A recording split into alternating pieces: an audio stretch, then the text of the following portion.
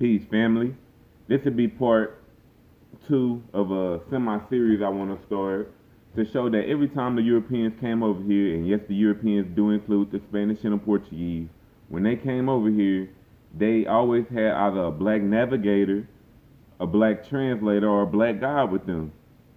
But they never tell you how did the black man get knowledge to even get over here, or how was he even able to communicate with the tribe. In this edition, though, we'll be dealing with Estavan the Moor. They say Estavan the Moor, he was basically born in Morocco, but he lived between 1500 to 1539, and he was one of the first native Africans to reach the present day continental United States. He was enslaved as a youth by the Portuguese and sold to a Spanish nobleman, taken in 1527 on a Spanish expedition to establish a colony in Florida.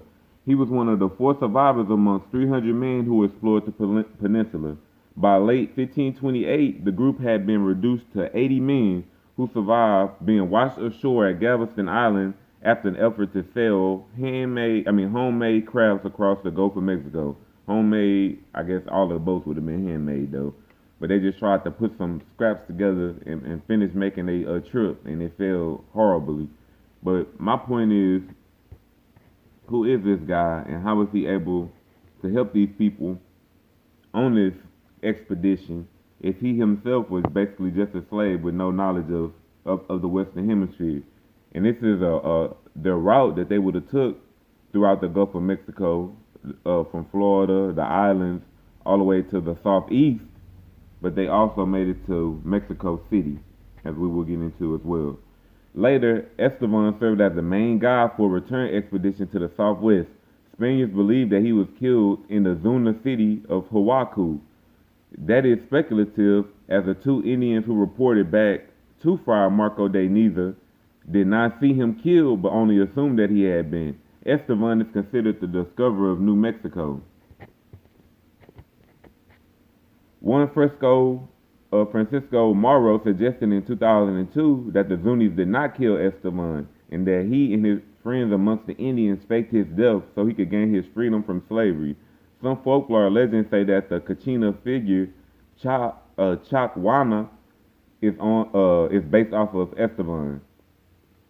My thing is though, how could he set up these relationships with the people when he really couldn't even speak their language according to history?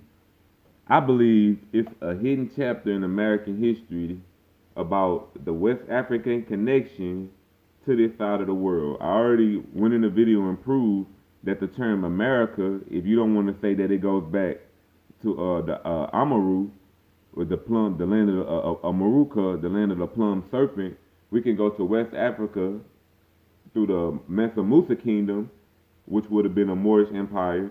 We have the emperor being called Mari. And we know if we go into the Mandy's language, when it's like a possession or belonging to, we add a ka to it. So we have Mari Ka. When they would have came over here and established it, it would have been a land belonging to the heir or to the king, Marika. But it would have showed that they had a presence over here.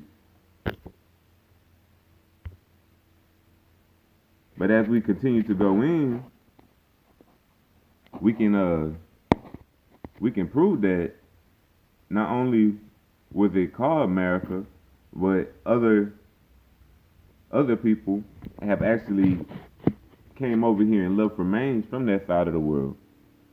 He found a niche as a cultural broker, paving the way for intercultural communication amongst people of Europe, America, and Africa. So he would have been considered basically one of the forefathers of what this Creole culture kind of would have been, this mixture type of languages and culture. This guy Maury, who was a Muslim trying to prove that Muslims made it over here, cited an Australian archaeologist, Dr. Barry Fields, a marine biologist who claimed to have found extensive archaeological evidence of a significant Muslim presence in the New World in his book Saga America.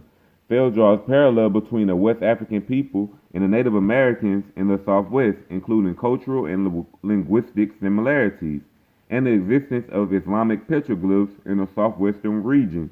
In particular, Phelps mentions a carving that he believed was done centuries before Columbus that states in Arabic, Yasu ben Maria, Jesus son of Mary, a phrase commonly found in the Quran.